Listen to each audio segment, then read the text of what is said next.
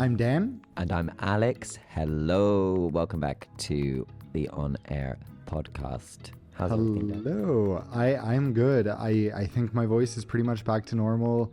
You have been traveling, right? Finally. Yeah. So after a nice solid 3 weeks of no travel, which was the first 3 weeks and the longest stretch of no travel this year, so it was very, very nice.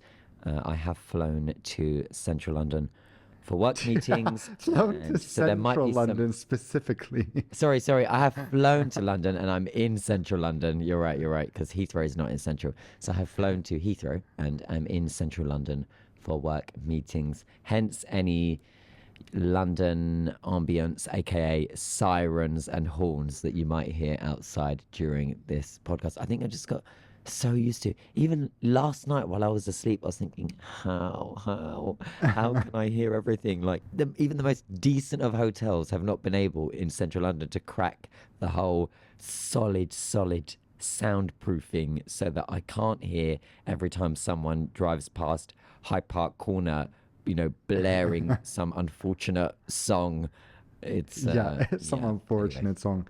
I don't understand that. It's the same in New York, obviously, where some of the apartments that are millions and millions of dollars, still you'll hear like screams and sirens every 2 minutes. And it's like, surely there's a better way to isolate this. If airports and airplanes can isolate noise, you guys can do it as well. Being in London, I have to ask, I was going to ask you last week, have you watched any of the last season of The Crown? Well, but two things. Firstly, I thought you were about to say I have to ask about the weather. No, I'm not that boring. It took my breath away as to how cold it felt when I arrived. I don't know. I think because I didn't do much Europe recently at all. And freezing. Absolute freezing. Anyway, to answer your question, yes, I have watched 2 out of 4 episodes of the last season of The Crown. So the first 4 have already dropped, haven't they? The next 4 will drop in December. Isn't it? I mean, okay, I think the 3rd episode is my favorite, then the 4th, but isn't it just like, I didn't love season 5, but this season is just like, wow. And the girl who plays Diana, holy, like, incredible. I know. I can't not see that it's not Diana. Right. Like, for me, it's just that's Diana. It is Diana. It's crazy. Those first 2 episodes I thought were so incredibly strong that I'm excited that all my friends keep telling me, no, episode 3 is where it gets good, or episode 3 and 4. So, I mean, obviously we're not talking about storyline because it's based on what has happened. It's based on the truth.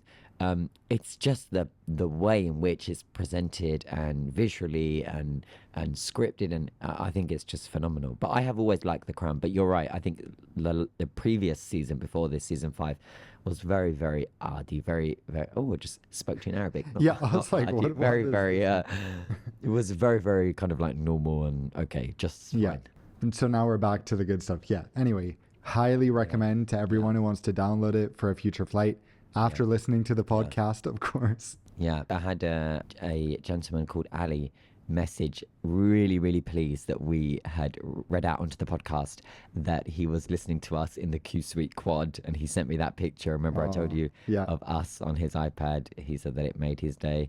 So yeah, well listen, continuing on from last week's episode, right? And I still know nothing because we have not spoken, and we have not spoken deliberately so that I can hear this for the first time with everyone else. You went to Kenya. What on earth happened? Because I told you, I received messages from you about something to do with an arrest, something to do with jail, something to do with gunpoint. And, it's easy for me to roast you and laugh and say, haha. But in that moment, I was messaging like, is this serious? Like, are you messaging me because you need assistance? What's going on? You tell me everything's fine in the end and that you're going to explain to me on the podcast what's happening. Dan, you have the floor. What the hell happened? So now we have shared the story on YouTube. I have spoken about it with my therapist, so I am ready to talk about it here. It wasn't. It's supposed to be us and then therapists that way around. It wasn't like, in a weird way, it wasn't that traumatic. But anyway, what happened was Oscar and I obviously vlog many places we go, especially when we're traveling. So we were in a shopping mall, like one of Nairobi's most famous shopping malls, just walking around, recording ourselves, talking about where we were going next. And a security guard catches us just recording ourselves, literally nothing strange. And comes up to us and he goes, you know, you're not allowed to record in here. We go, what? No. He goes, yeah, there's signs everywhere. We go, where? He's like, they're everywhere. They were nowhere to be seen. So we're like, okay, no problem. We'll delete it. He's like, no. You're not deleting that. You're coming with me. And we're like, here's the video. We'll click delete. It's no problem. And at that point we were so Oscar has like a friend from school who has a boyfriend who grew up in the biggest slum in all of Africa, which is in Nairobi. So he was going to take us there to show us around his old home after we were at this mall. So they thankfully were with us, but they were sort of like quite far ahead. So when all this was happening, they weren't there. So we were just kind of like, okay, we don't want to run away from this security guy, but we really want to catch up with our friends so that we have some support. You're following so far? I am, and I'm super curious about like laws in Kenya over like the legislation to do with videoing in public and photographing in public. And I'm wondering at this point, is this something that you check before you travel, given this is what you do? No, we never check in. It's definitely not a law in Kenya that you're not allowed to record in public. It's no like privacy thing. I think it's just this specific mall, and some malls have policies that you're not allowed to record for some reason. So right. We know what the reason would be. I mean, it would be to, for privacy, right? I mean, we later learned that there was like a terrorist attack in a mall in 2013. So it seems like they don't want anyone sharing any of the inside of any of the malls, which doesn't make sense because what difference does that make in terms of an attack? People can still go there. But anyway, we sort of, with the security guard behind us, we're like speed walking up to our friends. He was like, where are you going? Where are you going? We're like, our friends are over here. So finally we caught up with them, and the local guy who we were with was talking to the security guard, trying to, calm him down. He took Oscar's phone and he was like, here, I'm going to delete it. And at that point, he clicked delete. You know how on iPhone you click like the rubbish bin and then you have to confirm. Yeah. So he clicked the rubbish bin thing. Yeah. The guard grabs him, bends his arm. So he's like, ah. And then he starts shouting, don't delete, don't delete. And we're like, whoa. So it was escalating into physical violence. And we're just like, okay, we'll come with you to the police. Like, it's fine. Such an unnecessary escalation. So at that point, we're just like, well, this is going to be an adventure. So he leads us to the police station, which is it's a section of the mall where the police have a room. So they take us into this small room with two guards with machine guns, two police with like full-on automatic weapon machine guns. They sit us down and they go, so the security guard explains to them what happened. They take our phones. They go through our phones. They're watching everything we've recorded as we sit in two chairs. How are the phones unlocked? I mean, they forced us. They're like, show us what you took. And we're like, we know there's nothing. Scenario like they're holding the phone against your face for Face ID. No. It wasn't like that because we knew there was nothing weird about what we had recorded. So, we're not saying anything weird anyway. So we're sitting there across from them. They're not actively pointing their guns at us, but their machine guns are laid in their lap in the way that they are aimed right at us, and both of them have their hand on the trigger. So they're literally, we're like, hope those guns are secured. Yeah. So we're sitting across from them. They're going through everything we've recorded, and then they go, give us your passports. And we go, we don't have our passports. They go, okay, what's your hotel? So we tell them our hotel. They say, okay, we're going to send an officer to collect your luggage and your passports from your hotel. We're like, what the F is going on? Okay, wait, pause. pause. So what's going through your head at this point? So they've rested their guns kind of like angled in a way in which you know that it's pointing at you, and they've got hands resting on the trigger. Yep. They're going through your phone and they're telling you that they're going to get someone to go and get your passport. I mean, when does fear kick in, and also what are you fearing? So in my mind, I'm just like, I know that all they really want, they want two things. They want to go on a power trip and they want a bribe. Like, that's what this is about. They don't care about the safety. Obviously, they just want a bribe. So I was telling them immediately when we got in there, like, just tell us what the quote unquote fine is and we'll pay it. But they wanted to go on this long power trip. So I just kept telling them, you know, we'll delete it. How could you have confidence? How could you be confident that this was about that this was just, no, money's going to get us out of this, like, it's fine? I mean, I was trying to use logic because genuinely we did nothing illegal. Even if the mall has a policy against recording, as far as I know, still there's no actual law in Kenya that says you're not allowed to record. So I was thinking these police were just like abusing their power. Finally, we're like, okay, you can go to our hotel, but we have photos of our passports. It has all our information on it. We can show you photos of our visa. Finally, they settled for that, which that was a huge relief, because if they had had our physical passports, we would have obviously felt so much more vulnerable to what's going to happen. So we're just like, again, I'm like, you know, just let us know what we need to pay. The main like interrogator, she's like, why are you in such a hurry? You're not leaving here today. We're just like, Oh God. Okay. In the end, I still think you sound pretty chill here. Like, I don't understand. So now they've just told you, in addition to everything else, you're not leaving here today. Are you still not thinking consular assistant, embassy? Actually, I wasn't thinking. That's I should have thought that. Jail. No, I was just thinking. Let me text Alex. No, I'm kidding. He'll be fine. And I want to make it clear in this story, I want to know the exact moment you then decided to text me, of which I'll embarrassingly admit my first response was, ha ha ha ha ha ha, right? To which then I thought, wait, maybe he's not joking, 'cause he was going to Kenya. Okay. In my mind, even while it was happening, I was thinking this is such a bizarre situation that whenever we get out of here, which hopefully isn't a matter of all day even, let alone several days, this will be like such a great story, because WTF is happening right now. So luckily our local friend and his girlfriend are also there, but they're mainly interrogating us. They are being so horrible toward her boyfriend, though. He's the only black one there.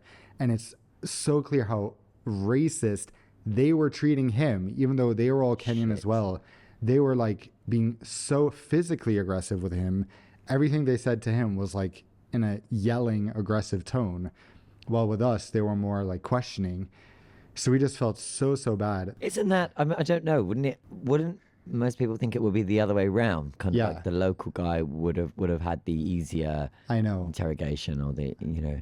Yeah, which, well, sadly was not the case. Then, after about 45 minutes of just sitting there, and we don't understand what the wait is, like, again, they're just trying to show us that they have the power to keep us there and to intimidate us. And how far are you from your hotel at this stage? Like 20 minutes by car, so it wasn't super close. And how far are you from where they originally kind of swooped you up? I don't know, like a couple hundred meters. It wasn't that far.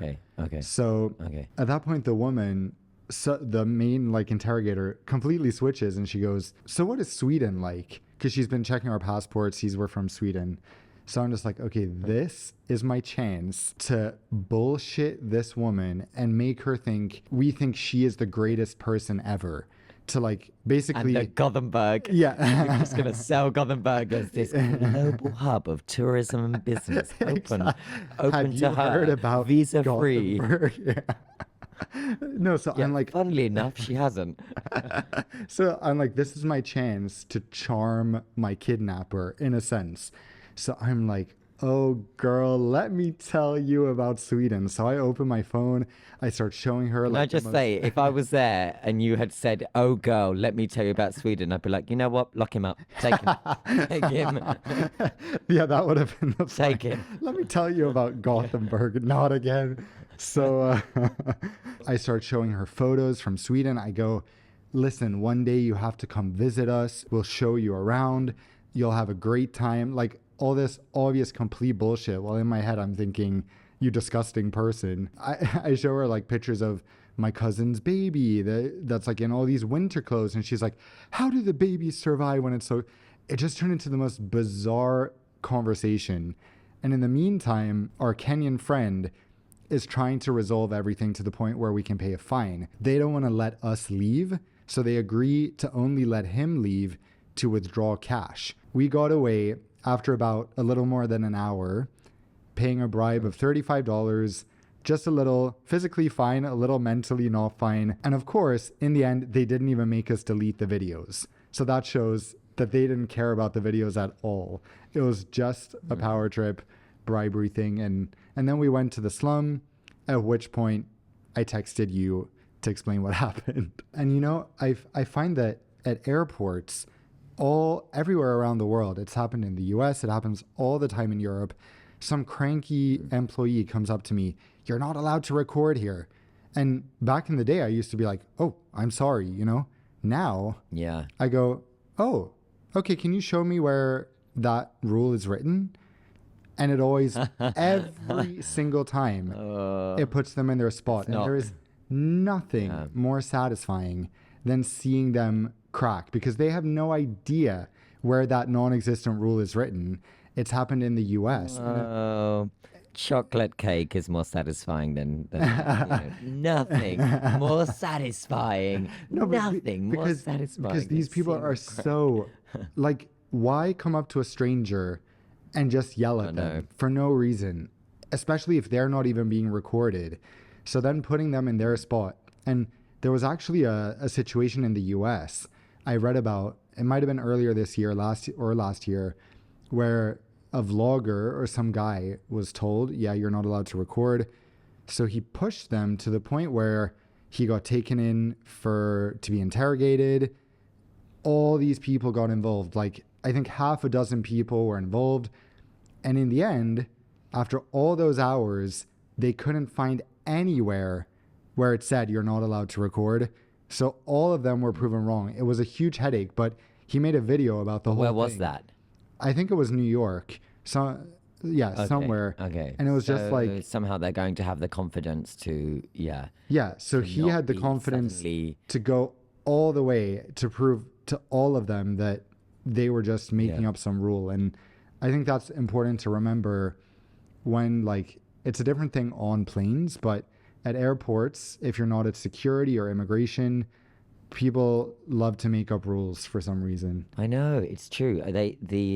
You're right that in the ecosystem of an airport, where they think that most travelers have airport brain. Don't get me wrong, many travelers do have airport brain. You know what airport brain is? Well, you know, where they get to the airport, passengers get to the airport and they forget the very reason for the existence of being on this, planet. And they don't know anything, and they stand at security and stare blankly at this empty tray, and it's like, what do we do? And it's like, and that's why you've got this ecosystem of then officers shouting like, take everything out your bag. And it's like, hold on, everything is a bit much, and they start taking everything out, their keys, the wallet. I'm like, what are you doing? Just take the liquids and the laptop. Anyway, so they take advantage of that by then inventing and creating these rules. I can remember we're checking in for an EasyJet flight at Stansted once. Oh, there was 14 alone. And I went to get the boarding pass. I was traveling with Hannah like a journalie. And she said to me, you have to check in your bag, please, because it's a different aircraft operating. No, she just said, you have to check in your bag, please, because when that bag doesn't fit into the cabin of your plane. I said, yes, it does. He said, no. I said, and I put it in that, the example, the mock-up thing that you check if it fits. I said, look, plenty of room. She said, no, this is based on the planes that we have, but we're using another plane today. I was like, that's why you're wrong. You're not, because we have ways of confirming these things. And believe me, 14-year-old Alex didn't just know the aircraft type that he was flying, the registration, where the aircraft was coming in from, the flight crew, the lot. Okay. I said, no, it's an A319, just like every other A319 in the fleet. of EasyJet. It's not being operated by another carrier. There's no wet lease arrangement. They're not calling in any ACMI, and the aircraft is not being flown by another operator to operate this flight. So I'll be taking this bag on. She stares at me blankly, and she leans past. She kind of gestures past me. Next, I'm like, that's what I thought.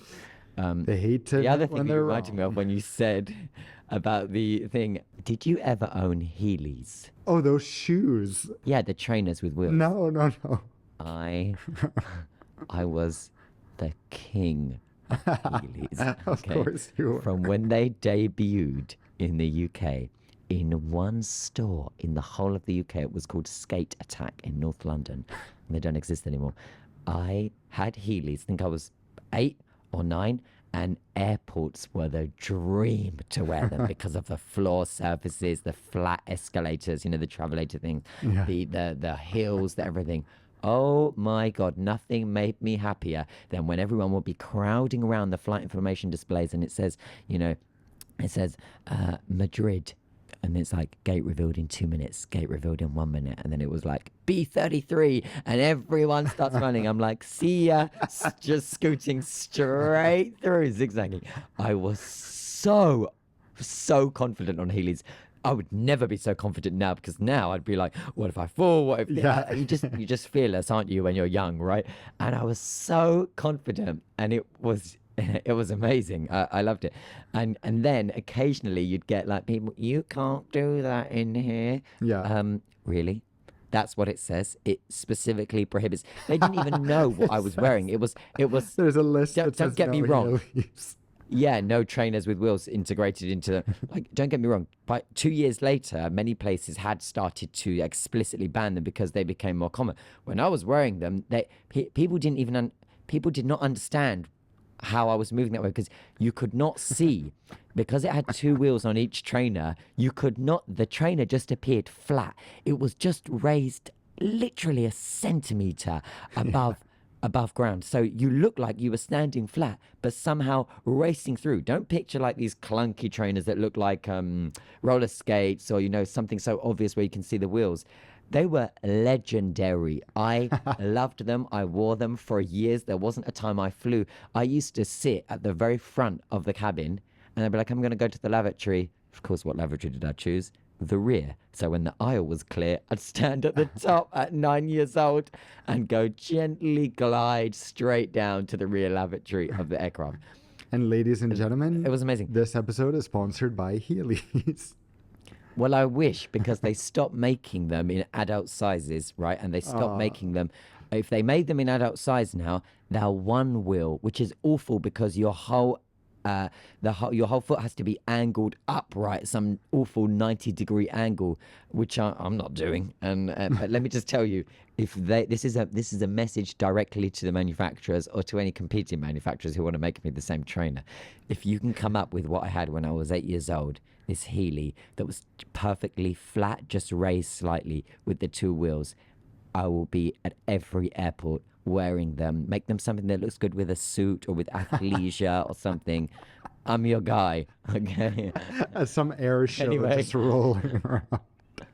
I'll wear them everywhere. Okay. I'll wear them everywhere. They're amazing. On that note, should we roll into the news? I like it. Let's do it. In some breaking news, today, Wednesday, when we are both recording and publishing, it has been confirmed that Saudi Arabia's sovereign wealth fund will now move to acquire a 10% stake in London Heathrow Airport. This is big, and this comes off of the back of one of the large European infrastructure companies selling a 25% stake. They have a 25% share right now in Heathrow. They're selling it. And so Saudi Arabia will be acquiring 10%, and Ardian, which is one of Europe's largest private equity firms, they're going to take the 15%. It's significant. Obviously, the Saudi move is getting a lot more attention. I've been getting some reaction from airline CEOs, airport CEOs, from different aviation authorities globally. It's getting a lot of reaction because Heathrow is one of the most important global hubs on earth in terms of an international airport. And Saudi Arabia actively, we've spoken before, aggressively diversifying its economy by moving away on its reliance on oil and instead using all that money that it has made from oil to now just investing in everything from golf to airports to brands and hotels and beyond. So they're now going to take, subject to a regulatory approval, of course, but I think that it seems they're going to get it, a 10% stake in Britain's hub airport. Isn't it ironic that now Singapore, Qatar, and Saudi Arabia own like 50% of Heathrow combined? All the countries have or are building incredible airports. But since Heathrow is not in their countries, it's like, we'll let it continue sucking. In my opinion, it sucks. Well, it's funny because Heathrow is loss making, and it's loss making for a variety of reasons. How is it loss making? Currently it is loss making, and that's it, as I say, it's for a variety of reasons, but not least because of a debt that it's currently having to deal with. But it's true, as you said, the owners now, I mean, the Qatar Investment Authority, that's the sovereign wealth fund for the state of Qatar, remains one of the largest shareholders in London Heathrow Airport with 20%. As you said, Singapore Sovereign Wealth Fund is there. Australian Retirement Trust, that's Cute. an 11.2% owner.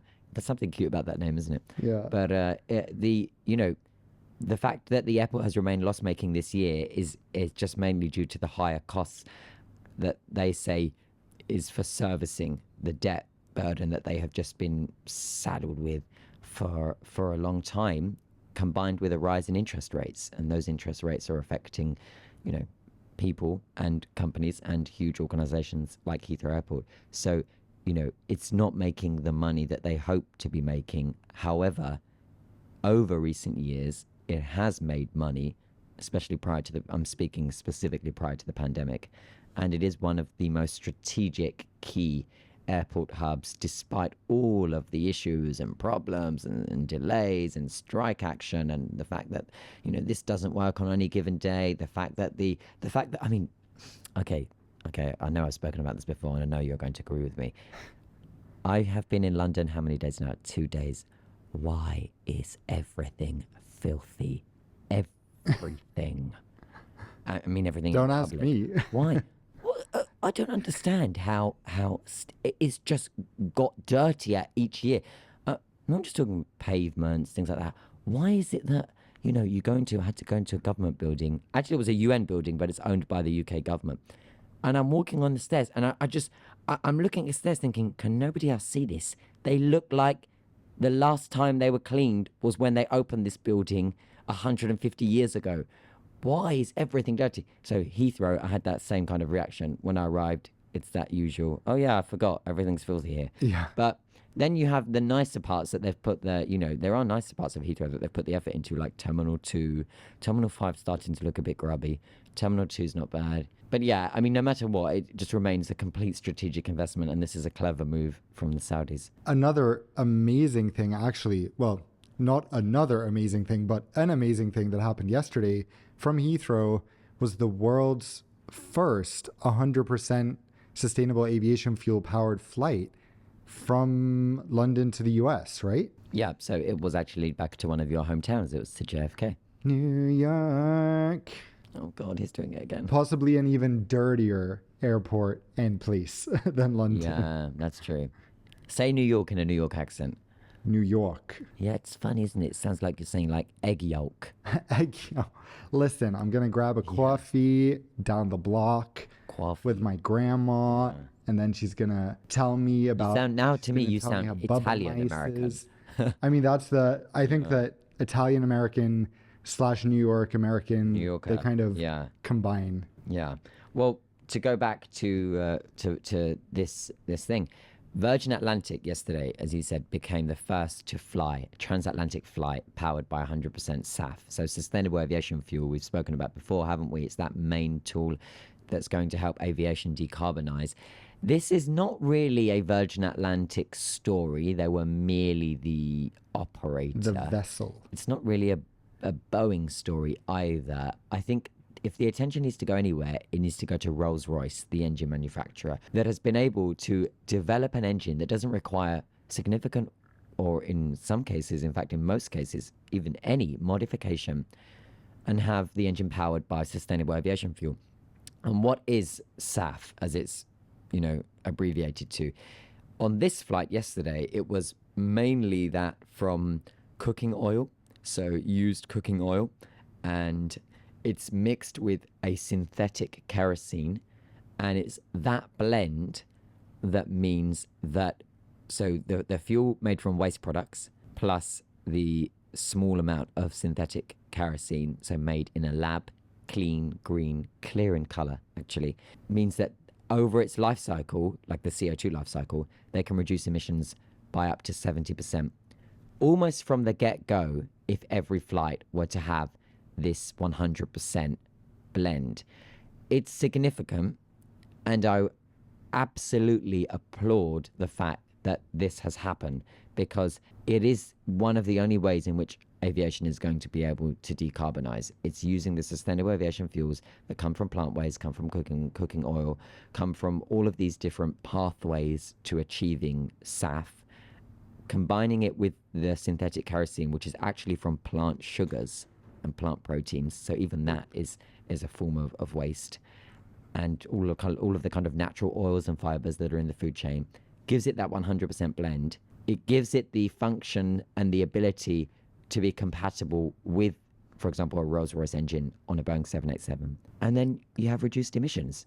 And that's the journey that we're on. It's so cool at the same time as it makes me feel like this is such a daunting prospect, because basically aviation is 2% of global emissions.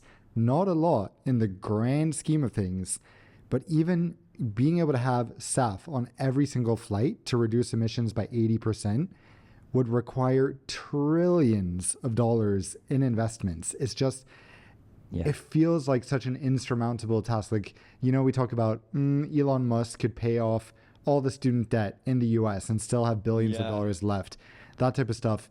But now it's like, this is something that not even all the world's billionaires could solve. And this is only 2% of global emissions, which makes it feel like... And to put that into context, like, you're absolutely right, because if I go, like, I check the live prices all the time. If I'm in LA right now, LA makes another mention of the podcast. If I'm in LA, that, second home, the reason I'm mentioning LA is because LA is, apart from being one of my favorite places, is also one of the few places on Earth that produces sustainable aviation fuel. Of course, a lot of SAF is produced actually in your region in Scandinavia, up where the IKEAs are. And they, if I was to refuel in LA, I would be offered two options. So for my standard jet fuel, Jet A1 kerosene, as it's known, it would say to me, okay, yesterday's price, $1.53 a gallon. Great. Okay. But if I want to be sustainable, the same company can offer me sustainable aviation fuel.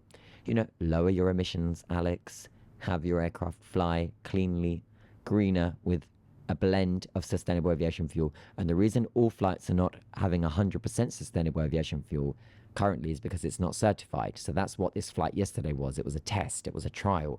Because so far, if you're flying, none of you are flying on aircraft. None of us are flying on aircraft that have 100% sustainable aviation fuel. The most that will be on the aircraft right now is about 10%, but it's probably less. And that's on very, very few flights. I mean, there are very few airlines actually doing this because we're still early in the journey. But to go back to the pricing in LA, where they make it, $1.53 a gallon for usual Jet A1 kerosene. Do I want sustainable aviation fuel? Sure, I can have it. $7.50 a gallon. Who's paying for that? Who is paying for that? The airlines don't want to pay because they say, the airlines say, right, we're not paying because we're not the ones with the big green climate ambitions. It's our government. So the government, so they say to government, you subsidize us, you pay for it. Governments point to the energy companies who produce this sustainable aviation fuel, and they say, well, they've just made multi-billion-dollar profits in the last quarter alone. They can lower the price. The energy companies say, we will only lower the price when we start seeing significant demand, of which we haven't seen any demand. No shit, because the prices are so high.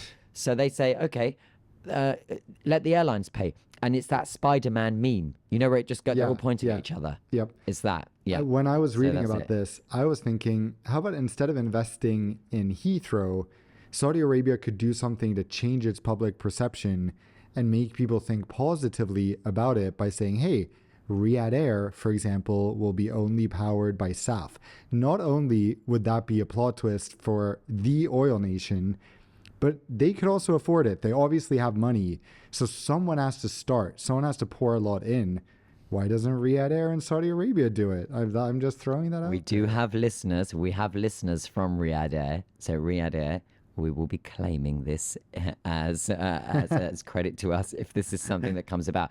At the same time, I would not be surprised if something like this happens. But 2 points on that. First point, no airline is certified yet to use 100% sustainable aviation fuel. But Riyadh Air could do something like say, our flights are going to have, you know, the most amount of sustainable aviation fuel on board in terms of the blend with normal fuel than any other airline in the Middle East or any other international carrier. They could be clever with how they say it, and it would be great marketing. And they're already great at marketing the airline that doesn't exist. That's point number one. Point number two, their CEO is Tony Douglas. He is the former CEO of Etihad.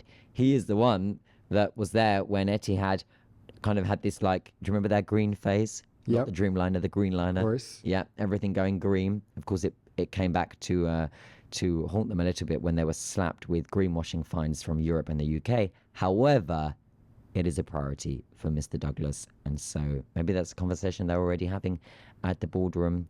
Please do it. That would be amazing.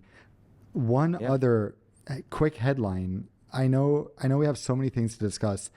It was just crazy to me. I also didn't tell you that after the Kenya thing, I flew I was going on a safari. So I was thinking, oh my God, Alex is going to die because I was on board a Dash 7 that was 40 years old. The interior. Sorry? Okay, here we go again. I know you heard me.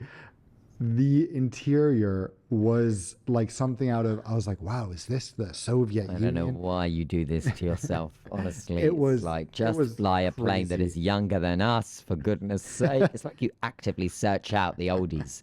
Yeah, this was rough. I was thinking, oh my gosh, you guys would die. But yesterday, I think it was yesterday, 2 safari planes on the same day crashed at the same airport in Tanzania. Did you read about this? No, I missed this. Yeah, so they were flying. Actually, let me check what the airlines were, but they were both Embraer 120s, I think. So an old plane as well. They happened at Kikoboga airstrip in some national park. So the first one basically had problems with its landing gear. The landing gear collapsed and the airplane slid off the runway, was basically destroyed. Luckily, none of the 30 passengers were injured. Then a different airline operating the same plane type just a few hours later is accelerating to take off when the nose gear collapses and the plane it wasn't flying, it just veers straight into a building. Yeah. There's smoke everywhere. Luckily, again, no one was injured, but I don't know if that's ever happened before. 2 completely separate hull losses, what I imagine this will be, where the planes become unusable on the same day crazy. in the same place. I'm reading about it now. So as you say, in both scenarios, absolutely everyone was fine. And that's, thank God. And then the statement says the Tanzania National Parks Authority, in collaboration with the Regional Defense Committee and all stakeholders in aviation and tourism, is now working to address changes in the travel plans of the affected tourists to minimize inconvenience. It's like that. The report I've just read, like, thank goodness they've survived this. Yeah. And the statement moves straight to saying, sorry about the inconvenience there. Gosh. What a way to Well, at least start everyone's or alright. end your safari. Yeah. But thankfully, that's that didn't horrible. happen to me on my rickety old That's Dash horrible. 7, which felt like, how's this going to hold together? The Dash 7 has a physical wire from the tail to the nose of the aircraft. Yes. When I saw that, I was like, so you mean to tell me someone could just take a scissor and cut this, and we would lose like some communication Okay, with the can we back of the not like give plane. people ideas? Can we not go into hypotheticals, please? Because this is yeah. Yeah, But you're right. It just those things go through your head, and that is an incredibly old aircraft. But it doesn't surprise me because this is kind of the planes that you actively seek I out. You just love. pretend it's oh I just yeah exactly. I was thinking I'd be on a on a Love it. Cessna. Then I show up and I'm like, four engines, four propellers. What is this? I've just realised I've maybe said the S word about 4 times today in today's episode. Now I'm wondering, are we going to be slapped with an explicit sticker on Spotify? Well, I think we'll decide if we'll see. No, I don't think we get to decide. I think they decide. Is the S word that bad? I don't know. I mean, We'll in find my out. book, Maybe no. this will be our. Yeah, let's This will be see. the explicit. If it says track in the explicit, podcast. it was only that. Yeah, okay. I assure you, there's nothing worse coming. Anyway, well, Speaking unless of- Dan tells me another. I just sorry. Go on. I know we have news, but speaking of Go on. LA and Virgin Atlantic, I wrote down. I had to tell you. Yeah. After I read this news yesterday, I guess this is what inspired it. I had a dream about Virgin Atlantic last night, and it was the most Angelino dream ever because. So I got on board an upper class. Although upper class in my dream was like one row with the upper class seats and then 3 economy rows and then another upper class seat and then another 3 economy rows. It was very weird, but what That sounds like Lufthansa Allegris. right. No, so in my dream what was amazing about Virgin Atlantic apparently was I took out the menu and it's a full-on book. I open it up and I'm like, Oscar, there's a whole page just with different kombuchas in the menu. And then I turn it, Oscar, there's a whole page with different freshly pressed juices that they make on the plane. That was my literal dream. And I was just like, this is the most Angelino dream I have ever had. Speaking of, that's funny about cold pressed juices. You know where we met at Evergreen in Yep. Doha on the Pearl? Evergreen now, their cold pressed juices are loaded onto many Qatar Airways flights, including the flight that I came on, the A380 that I came on from Doha to London. That's what I had from So Singapore. cold pressed juices. Singapore to Yes. Doha. Is it- I had some Did you have the beetroot thing. Expo menu, the Yes. special Expo 2023 menu? Yeah, it's that. That's I love Carnage it. juices from Oh my Evergreen. gosh. Yeah. Now he Yeah, needs to so start good. loading their vegan food and we'll be good because Yeah. we need some of his avocado toast good. on board. Can you imagine? Yeah. There's a new one, cherry toast. It's amazing, so good. I just had that before I left. Okay, elsewhere we had a few different points in the news. Ukraine have claimed that Russian aviation, through their own intelligence, through Ukraine's intelligence, that they know it to be, quote, on the verge of collapse due to the sanctions. Now, they said that they know this after a successful hack, and they have been able to monitor different movements and different goings on across Russia. And of course, due to the sanctions that are hitting Russia as a result of the invasion into Ukraine, Russia is unable, we know, to fly into Europe, to have their aircraft service here. Airbus and Boeing teams are not able to be dispatched and deployed there. There can be, there are always tiny ways around it. But on the whole, we knew that the package of sanctions that were announced by the European Commission and by the UK and the US and so on, the intention was to cripple Russia's aviation sector, which of course is an aviation sector that is still ongoing, but there are huge questions around maintenance. And Ukraine have said what we all suspected prior, which is that Moscow is sending aircraft for maintenance in Iran, where the work is carried That's out when you know it's bad. kind of at the the work carried out at bare minimum without any appropriate certification. Now, we know that Russia and Iran have a relationship, and there are sources within the sector that had told me a few months ago that they were sending aircraft to Iran for maintenance, which is not a sentence you hear often because Iran struggles with its own maintenance for its own fleet of aircraft because of the sanctions that is hitting Iran from the US ever since Trump pulled out of the Iran nuclear deal and those sanctions return. The reality is that Iran cannot service its fleet, right? That's just in a nutshell. It struggles to, and everything is like a bare minimum kind of solution. The Mostly fact that it's now ancient doing planes. that to 100 is almost one of the oldest aircraft fleets in the world. Iran. Okay, they're operating the oldest aircraft fleet, in addition to having the weakest maintenance because of the lack of spare parts, supplies, and so on. And Iran struggles. So the fact that Iran are actually servicing Russia is just kind of having that Ironic. issue spread as a result of the sanctions. It's a complicated thing, but I mean, this is a claim from Ukraine, of course, so we have to, you know, take it as a claim from Ukraine. Yeah. But it is believed in the wider aviation sector that this is what's happening. I mean, you look at United. I feel like every other time I fly them, there's like, oh, tech delay. We need to check something. Many of these airlines, especially with older fleets, have so many problems. So I can only imagine after almost 2 years of war and sanctions, the state of Aeroflot's fleet. And the fact that all these countries, you know, lovely Thailand, unfortunately, Sri Lanka, of course, the Gulf, are allowing Aeroflot to continue serving their airports when it's an obvious safety risk to anyone flying on that plane. It's a risk for the airport to have that plane landing and taking off there. It's just all around like, is this something we should be doing? Yeah, you're absolutely right. Well, look, we have quite a few questions to get through, so let's move over to those questions now. Chris says on Instagram, loving the podcast. On your last show, you mentioned the difference in weighing scale, so I thought I'd quickly share this story. At Stansted Ryanair check-in flying to Valencia, my wife, 2-year-old daughter, and myself chose to queue with what looks like a sweet older lady. After a long wait, we head up to the desk and turn to each other as we realize that the sweet old lady got out on the wrong side of the bed after a refreshing read of the Ryanair manual. Luggage on the scales. Sorry, you're 4 kilo overweight. You've got to pay. My wife, being Dutch, paying extra is not in her vocabulary. So we proceed to get out the way and unpack the suitcase. We take out very little, just a pair of jeans and a couple of t-shirts, and we wait in line for another agent. Cue a much nicer, friendly check-in person. Suitcase on the scales. We're now 2 kilos under.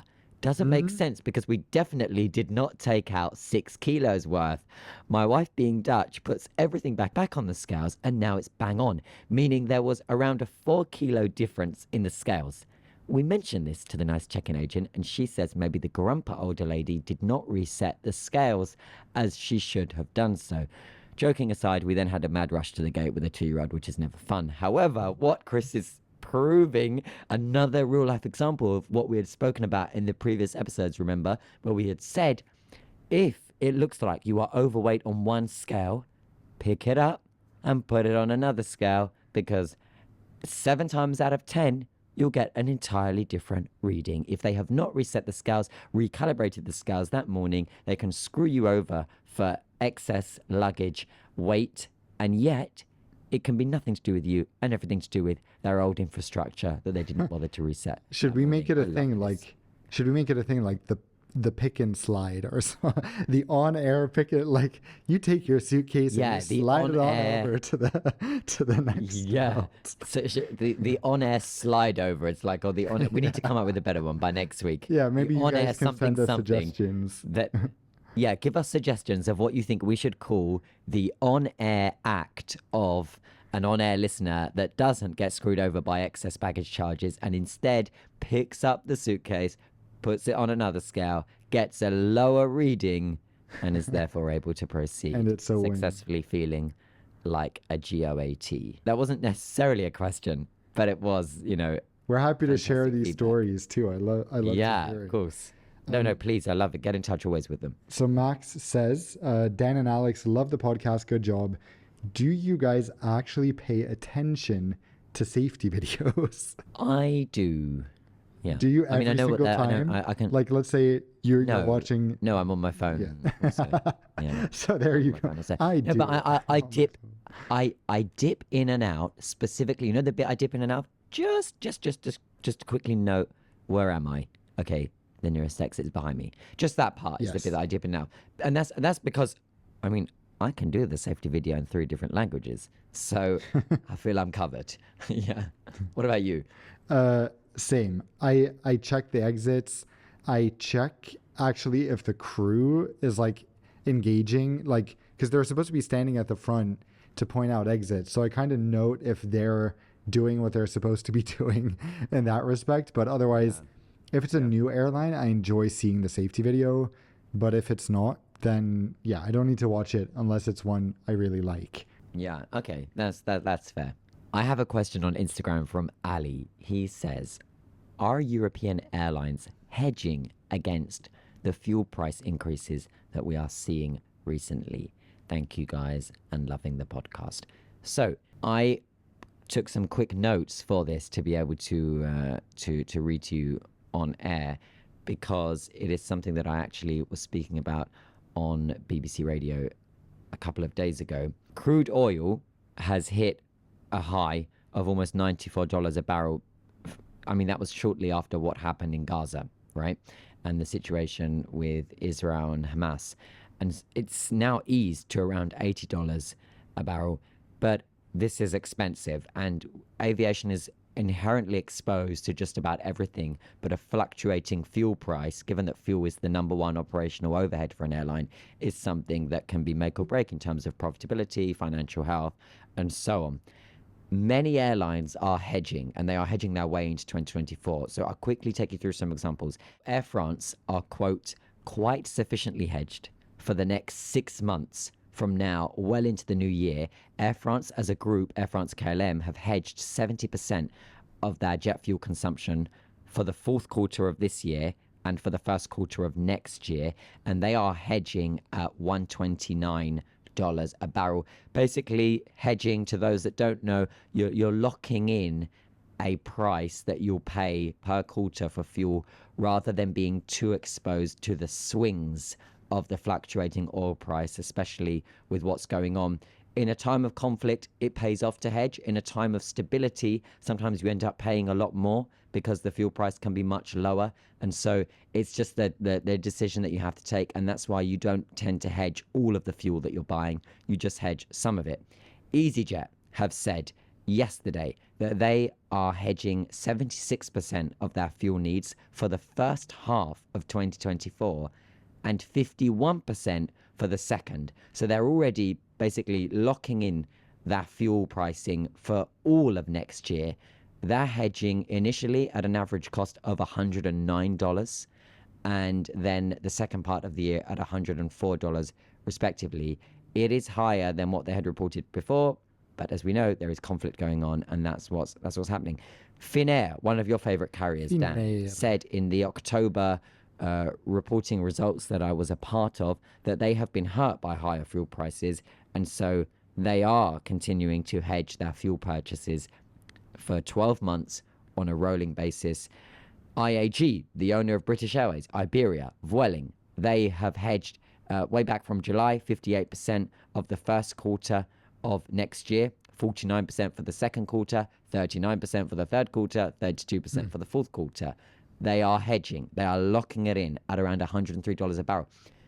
Basically, I mean, airlines are doing this, and they always do this in order to protect themselves from those external vulnerabilities, but not least in a time of conflict.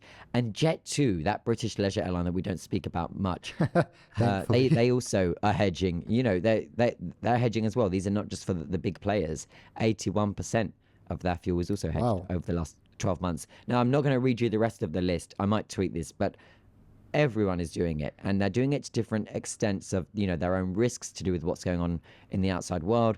Lufthansa, Norwegian, Ryanair, SAS, Wizz. This is a European focus that I'm speaking about, but yes, to answer your question, airlines are actively hedging to protect themselves from those fluctuations. That's cool. Thanks for telling me that. I'm not like super in or up to date on this, and I love that during most of what you just said, the only thing I contributed was saying Finnair. That's embarrassing. You say Finnair. Love you, Finnair. That's what this collaboration is about. The honor of, you know, Dan and Alex. That's that collaboration. Okay, your turn. So Travel for Life asks us, what is our opinion on kids in premium cabins?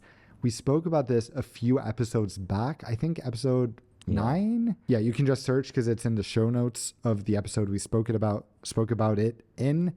But on that note, it has been fun having another week with you guys. Alex and I have a lot going on, but we will, of course, be back next Wednesday. We're always excited to get this time to catch up, to share our thoughts with all of you. And please do not forget to rate the podcast, whether on Spotify or Apple Podcasts, wherever you're listening. It's so heartwarming to us to see all the ratings. So we're very happy if you do leave a little rating wherever you are listening. We'd be most grateful. Thank you for joining us in today's episode once again. I'm Alex, that's Dan, and we shall see you next week. On air. See you later. Bye-bye.